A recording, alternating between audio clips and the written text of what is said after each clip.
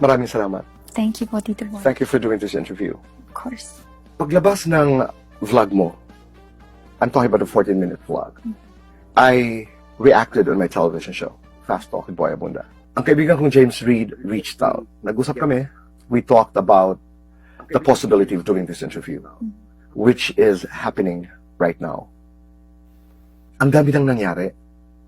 Ang dami nang nasabi. Right now, why did you decide to do this interview? Honestly, at first, ayoko po. I didn't want to do it because I didn't feel the need initially to further explain my thought process. But I started having feelings of regret kasi there were so many different interpretations of what I said, and I just felt the need to further explain myself because it was getting so noisy and so many different thoughts and opinions were coming in. So I felt like I needed to defend myself. I'll go to the vlog. Okay. After I saw it, my reaction was that I was disappointed because I felt parang bakit dinisregard ni Liza yung kanyang nakaraan. It's okay to rebrand, it's okay to redirect, but don't forget where you started, because you got to where you are because of the people who helped you, because of everything that had happened. I remember saying, good or bad, got you to where you are today, and nothing is ever wasted. And then I said, journey in gratitude. Para sa mga fans, para sa mga managers, para sa mga taong sumuporta sa'yo. What was your reaction? Na-hurt ako kasi feeling ko of all people, ikaw yung makakaintindi. Because, you know, I see you as one of the wisest in the industries, and sa dami ng napagdaanan mo with different personalities, parang you always saw things for what they were. And parang ang paniniwala ko, your judgment isn't clouded by the noise of the media, by what the fans say. So parang I felt misunderstood by you. But then nung nag-usap naman kayo ni James, he talked to me after and inexplain niya sa akin yung thought process mo about everything, and I understood your point. It really did make sense to me, and so yeah, that's why I wanted to have this conversation with you. But, right. Yeah, we can come to terms. Thank you, and I wanted to share with you my thoughts. Kasi ang nakausap ko lang si James. Wala ako masyadong alam about the nuances of your story. All I knew was, I remember saying on the show, gusto ko magsalita bilang manager.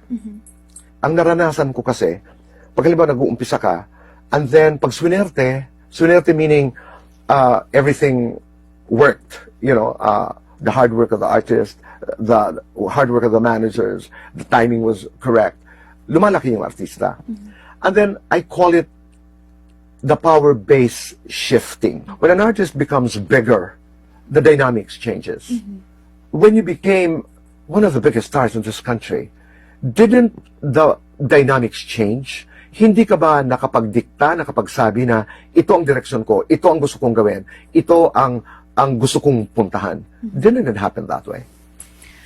I would say the power dynamics did shift a bit. Naranasan ko naman na I was given some right to kind of approve certain things that were going on in my career, but I was never empowered na mag-isip on creating or sharing ideas of how I could bring my career, grow my career, or bring it into a different direction. Parang before, concepts, movie concepts, endorsements were always pitched to me, and they would give me their recommendations. And for me, nag-start po kasi ako na bata pa lang ako, and wala po talaga akong alam sa entertainment or showbiz. And all the knowledge that I have now and came from my experience growing up in showbiz. And so everything that I knew was based on what other people in the entertainment industry taught me and what the industry demanded from me. So even my perception of things was all dictated by what I grew up in, the environment I grew up in, and the experiences that I had. So yes, I may have made some decisions for myself. I may have agreed to doing certain things, but I wouldn't say that they were completely my own. Kasi I had fans to cater to. I had a family to provide for. I had people in the industry that I wanted to impress or make proud. And so I didn't grow up learning how to choose things for myself and really, deciding on what I want. It was always dictated by, would people think this is what's right for me? Ang dating sa akin kasi ngayon, Liza, is that creatively, you wanted to do more. Oo, ipinipitch. Oo, sinasabi sa'yo. But, in spite of, hindi masyadong pinakikinggan ng boses mo pagdating sa creatives. Am I getting it right?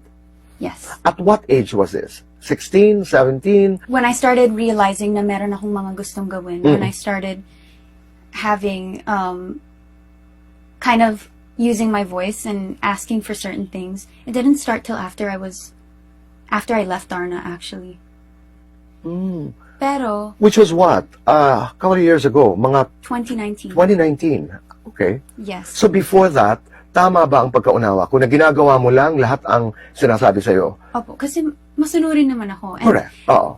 alam ko that everybody that was part of my journey, everybody that I worked with, Tito Oji, ABS-CBN, Ken, the management, they're all knowledgeable in what they do. They're all very experienced in showbiz. At they know ina-acknowledge mo yan na natulungan kanilang lahat. Opo.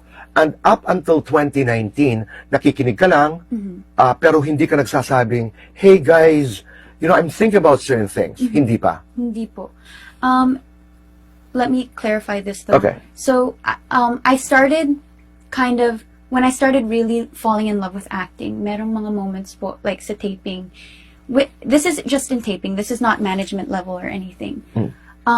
With the script, when I started really understanding how acting works, started understanding character development and everything, meron pong mga times na I would talk to the director, I would talk to the PAs, I would talk to the writers and be like, sa tingin ko po, hindi sasabihin ng character ko to. Hindi gagawin ng character ko to. And sometimes they would negotiate, like they would say, no, kailangan talaga ito yung mangyari para sa gantong trajectory ng character mo.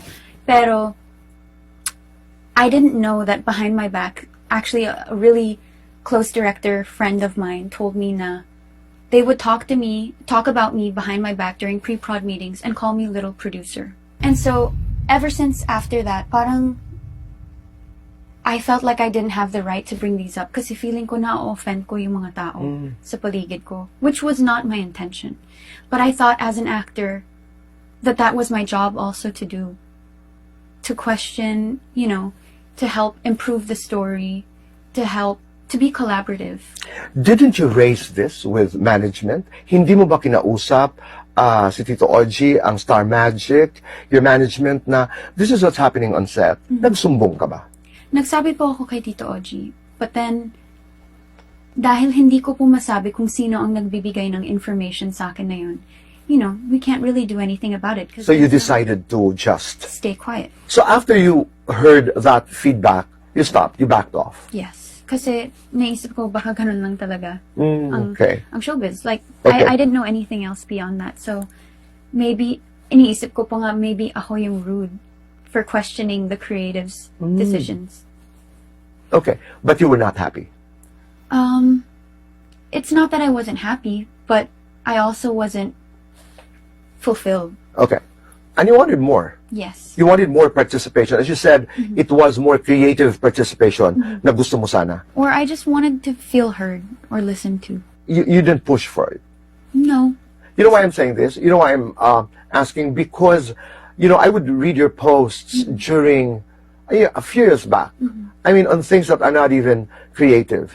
But you had very, very strong opinions. Yes po. Pero ito yung mga bagay na hindi mo inilaban ng gusto. Yes. Kasi Why not, Liza? takot po akong makaapak ng tao. Takot akong... I don't like disappointing people. I don't like creating enemies. And I'm a people pleaser. So, hindi ko kaya pag people feel bad, have bad feelings towards me. Pinilit ka ba mag-artista?